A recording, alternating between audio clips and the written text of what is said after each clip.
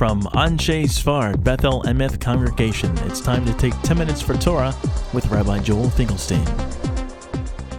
Welcome to our discussion of the real Teshuva. If we ask, what are the true elements of Teshuva? Clearly there are three. Number one, you have to admit it. I am a sinner. Chatati, I sinned.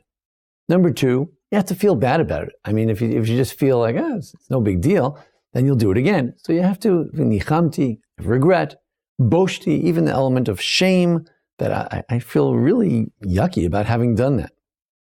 And the third element is, Olam eini chozer davar zeh leolam. I'm not going to go back to this thing that I did before. I'm not going back there again. I'm not going to do it again. So you have three elements: the confession, regret, and the acceptance of the future as to what you will not be doing in the future. The problem is that on Yom Kippur, we only have one element. Again and again we say chatati, avidi, pashati, right? Al chet, on this sin, on that sin. We clarify it. We do the first stage of everything, constantly saying that we sinned. Where's the nichamti uboshti? I regret and I'm ashamed. You can probably find it in some of the prayers. And where's olam eini chozer ledavar zeh leolam, that I'll not go back to the sin ever again? That's not really there. There is a prayer that at the end of the Amidah, each time we say that Shelo echta, that we make a prayer that I will not sin again. We don't actually say it. Now, you might suggest that the reason we don't say that I will not go back to the sin is because you can't put that in the siddur. I mean, that's for every person to decide if they can make that statement. According to that approach, someone who can say, I will not go back to that sin, and fails to say that, really has an incomplete teshuva. The siddur couldn't put these words in every Jew's mouth on Yom Kippur that I'll never go back to the sin, but the truth is we need to say it. The other problem is that the Rambam actually, when he talks about what is the vidui, the confessional on Yom Kippur, he just says aval chatanu, that we have sinned. That's his confessional. He doesn't mention that you should have the other elements. So what's going on? On the one hand, he said Teshuva includes three elements, and then he says on Yom Kippur, everybody does a vidui, a confessional that includes just one element, just that the admission that you sinned. What's going on? So about 100 years ago, the Shar HaMelech, the Avodas HaMelech, by Rabbi Menachem Karkovsky, he said, he lives in Vilna. He said, I don't know. It doesn't make any sense. How come on Yom Kippur, and in the Rambam himself, we don't fulfill the entire concept of Teshuva? Perhaps one might suggest that Yom Kippur is a different kind of Teshuva. It's mostly about regret, and as far as accepting things for the future, maybe that's the role of Sukkos, or maybe that was Rosh Hashanah, or maybe that's some other time. That is a possible suggestion. However, the Meiri, long before the Avodas HaMelech, the Meiri around the 13th century, 14th century in Provence, he said as follows. He said, the confessional is simply chatati, that I have sinned. Im heyot bilvavo hinyanim asher izkarnu. With surely, clearly in his heart, he has to have all the elements that we mentioned. Now, one congregant of mine wanted to suggest that in fact it's implied. If you say, I have sinned, what does sin mean?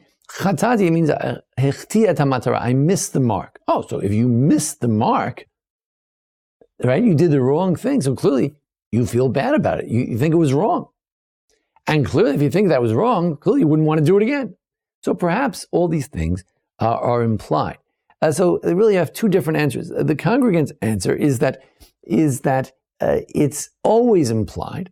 The Meiri is saying that in your heart you have to think of these other two elements. But the Rambam, that will not answer our problem in the Rambam. In the Rambam, Maimonides, in his laws of Teshuva, the Hilchos Teshuva, there it clearly says that tzarich shiomer bisfasav dvar melu shegamar blibo, that you specifically you must say with your lips these things which you decided in your heart. Now, the Rambam does mention that the essence of tshuva is to decide in your heart that you won't do it again, and feel bad about it. So the essence of it, or as Rabbi Soloveitchik would say, the kiyum hamitzvah, the fulfillment of the mitzvah, is really just in your heart. So it's not necessary to say that I won't do it again, to say that I feel bad. That's really in your heart. But the Rambam, bottom line, requires also the Maaseh HaMitzvah, the deed of actually confessing. But one could argue that that is the entirety of those elements, is to decide in your heart not to go back and to feel bad in your heart. To say I feel bad is not essential. Why do you have to say you feel bad? The main thing is to feel bad. And to decide in your heart, you either decided in your heart that you will never do it again, or you didn't. To say it is surely another step. It's clearly bringing it from the heart to the world of action, or at least speech.